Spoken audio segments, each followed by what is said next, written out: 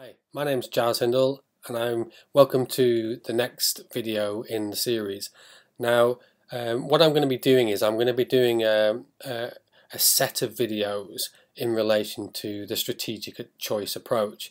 Now the reason for that is that strategic choice approach is quite different, I think, in some respects to other problem structuring methods, because it's much more methodical. It's much more prescriptive in terms of the whole process that you would go through in order to complete the project. And I think that really suits some people, and I think that it's an approach that's very well developed, and I think somebody can really pick it up and take it with confidence into an important policy arena. And use it pretty much straight out of the box, if you like, because it contains a complete prescription for the whole process. So let's get into it. So I'd say it's one of the most respected problem structuring methods because the developers John Friend and Alan Hickling have done a lot of practice. So neither of those two people were academics. They were both always practitioners. So it's been used extensively in practice over many years in policy contexts mostly. And John has used it and all over the world to deal with some big, complex public sector problem situations. So it's very much a decision-centered approach. So it's really about supporting a group of people to make decisions and to take them through that decision taking process. So whereas sort of soft systems methodology is really more about sort of thinking about things as well as taking action. Strategic choice, get straight into taking a group of people through a decision-making process. Like I said before, it's grounded in practice. Basically what John and Alan did was they observed managers who were involved in taking complex policy decisions, and they tried to sort of formulate that into a very methodical process. So I think that it's one of those approaches that really sort of feels quite natural and to managers, especially in a policy context. And I think managers sort of fit into the process quite well, although it is perhaps more methodical than your average sort of policymaker might approach these sorts of issues. So it's really an approach which is oriented towards the management of uncertainty. So that's one of the things, that's one of the key features of it, if you like. So it's about tracking key sources of uncertainty. It's about assessing how broad or narrow the focus needs to be right now for that group of people. It's about trying to help people balance current commitments to future flexibility. So it's about trying to say, okay, what decisions do we need to take right now? Which decisions can we take later, and how do we balance that? And it's also about deciding who should be involved in decisions, and when they should be involved, and how they should be involved. So it's very prescriptive in that sense. So if we think about the SCA mindset, how would we view it? Well, SCA views critical decisions as being interconnected and surrounded by sources of uncertainty. So the process is all about trying to unpack that and systematically taking the participants through it. It helps managers think strategically it provides a means to manage complexity and uncertainty by helping actors to choose through time. So it's an approach which is very conscious of the fact that there will need to be steps in the decision making process. So some decisions will need to be taken now, and some can be taken later. And the choosing within the process is typically about selecting exploratory activities. So it tries to support people in finding out relevant things that needs to be found out about in relation to the particular decision. So that might be policy guidance, it might be further investigation to collect more information and knowledge. It might be about reaching out to other people to help coordinate the decision taking. And through that exploratory action, we can reduce uncertainty. And it's about trying to help people achieve a balance between making initial commitments right now regarding the most pressing decision areas and those left open until uncertainty is reduced. So it's about helping people to find that balance and supporting people through that process.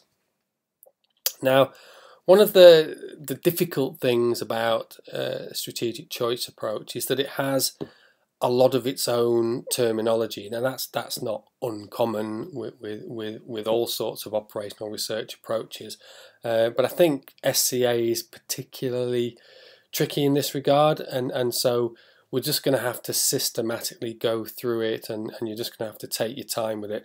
It can be a little bit of a frustrating approach in that regards, but if you take your time and go through it step by step, it does all make sense. It is. I mean, John Friend is a fantastically analytical individual, and it is a very, very well crafted approach. So some SCA terminology. So decision area. So an opportunity for choice in which two or more different courses of action can be considered. So it doesn't really talk about problems, and it uses the term decision area. Uncertainty area is any source of uncertainty which is causing difficulty in the consideration of a particular decision problem. Okay, so like I said before, SCA does try and help us to manage and categorize and understand the uncertainties that we're facing. And then a comparison area, so any field of concern in which it is desirable to compare the consequences of alternative courses of action. Okay, so that's very much the nature of how we might make decisions, is by making comparisons between alternatives and trying to systematically work through that. Now, if we imagine a particular decision problem, if we're thinking about the uncertainties that might surround that decision problem, then we might be asking questions like, we need clearer objectives. So our uncertainties stem from the fact that we're not quite sure where we're trying to get to with this particular decision problem. Now, we might feel that we need more research, so in a sense we feel that we're lacking some information or knowledge about this particular decision problem, and we may need to expand the agenda and negotiate with other people. So we might be feeling that we need to know more about what other stakeholders think, and we might need to be bringing more people into the project because we're uncertain about how other people and other stakeholders might think about something.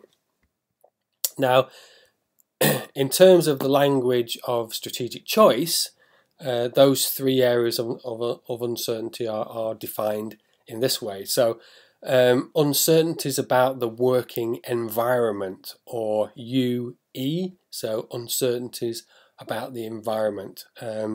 So that's the language that's used to state or define uncertainties which are sort of more information oriented or knowledge oriented, and that would lead us to do research or find out things. Now, uncertainties about related decisions. So what that means is, we become conscious of the fact that our decision problem might relate to other people's problems, and we might need to reach out to those people and try and include them somehow. And then uncertainties about goals and guiding values. So that's about trying to reach out and get more guidance or more qualitative views on goals and guiding values which we need to bring into our project. So the three areas of uncertainties are labelled UV, UE and UR, and that's the nature of those uncertainties. Now, if you want to think of the SCA process, and we'll come back to this, towards the end of the video set, because obviously at the moment it won't make a lot of sense. But we think of a decision problem which has these areas of uncertainty surrounding it, and through a process of policy guidance, investigation, coordination, over time we move towards a modified problem or a problem structured, and that obviously takes time. We don't know exactly how long that's going to take, but essentially we're trying to move people towards commitments that they are prepared to sign up to, a group of people. So it recognises that there is a time element to this, and that work needs to happen to get us to a point where we can get a group of people to make commitments to action. Now, this is the sort of the basic sort of diagram or icon, if you like, for strategic choice. It relates to a set of stages in our project. So we start with shape, we then go to design, then we go to compare, and then we go to choose. So we go through those 4 steps. So we start with issues coming in and decisions coming out of the process. And systematically SCA takes us around those 4 stages. And what we'll do is we'll split the videos up into videos about each of those stages, and we'll track a particular example through all of those 4 stages so that you can see how it works in practice. So in the shape stage, it's all about asking questions like, what decision problems do we currently face? Where should we focus our attention? So it's really about sort of trying to orientate ourselves and identify issues and perhaps directions for our work. In the design phase, we're starting to think about what courses of action are possible given the particular decision problem that we have, and in what ways can these options be combined to come up with a particular strategy. Now in the compare stage, we're asking questions like what criteria are used for the comparison, okay, what uncertainties are relevant to our particular decision problem, how can we compare the consequences of the different courses of action. Okay, so you can see we're starting to become very systematic about how we think about the problems, and we're starting to get quite decision analysis oriented there. And then in the final stage, the choosing stage, what is our commitment to actions over time? So that's really about sort of saying, what is our actual strategy? What can we commit to now? What might we commit to in the future? And in what ways should we now move forward? So that's about, planning the next step in the process. So that's the basic introduction to SCA. That's the basic SCA framework, which has the 4 stages. So in the next videos, what we'll do is we'll have a look at each one of those 4 stages in detail. Okay, thanks a lot.